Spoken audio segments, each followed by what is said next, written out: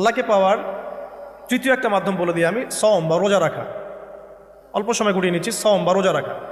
রোজা কেন আল্লাহকে পাওয়ার মাধ্যম জানেন? কারণ রোজা রাখা অবস্থায় আমরা কিন্তু গোপনে পানাহার করি না, করি? আমরা রোজা রেখেছি, গোপনে কিন্তু পানি খেতে পারি, কেউ দেখবে না। গোসল করছেন, আপনি পানি খেতে পারেন, কেউ দেখবে? দেখবে না। লুকিয়ে লুকিয়ে আপনি কিন্তু খাবার খেতে পারেন, কেউ দেখবে না, বাসায় কেউ নাই দেখার, কিন্তু আপনি খান না।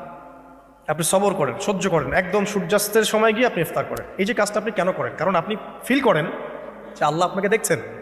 কেউ আপনাকে দেখুক না দেখুক, আল্লাহ আপনাকে দেখছেন। এটাই হচ্ছে ইহসান, এটাই হচ্ছে আল্লাহ পাকের মারিফতকে উপলব্ধি করা। আল্লাহ রাসূল সাল্লাল্লাহু আলাইহি ওয়াসাল্লাম বলেছেন, ইহসান হচ্ছে আন তা'বুদাল্লাহা কাআন্নাকা তারা, তুমি এমনভাবে আল্লাহর ইবাদত করবে যেন তুমি আল্লাহকে দেখছো।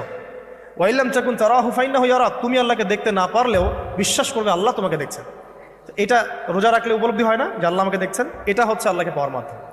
এই জন্য রমাজানের রোজা অবশ্যই রাখবো ইনশাআল্লাহ। পাশাপাশি এই যে সোমবার, বৃহস্পতিবার বা এই যে মাসের 3 দিন আইয়ামে বীজের সওম আছে, 13, 14, 15, আরাফার সওম, আশুরার সওম বা নফল সওম, এগুলো রাখার অভ্যাস করলে আল্লাহকে পাওয়া যাবে ইনশাআল্লাহ। আল্লাহ পাক আমাদেরকে বেশি বেশি সওম রাখার তৌফিক দান করুন। এবং আমাকে, আপনাদের সবাইকে বিগত জীবনে আমরা যারা বিভিন্ন সময় সওম রাখি নাই বা রাখতে পারি নাই বা বিভিন্ন সালাত পড়ি নাই, পড়তে পারি নাই, এগুলোকে হিসেব করে আদায় করার তৌফিক আল্লাহ পাক দান করুন।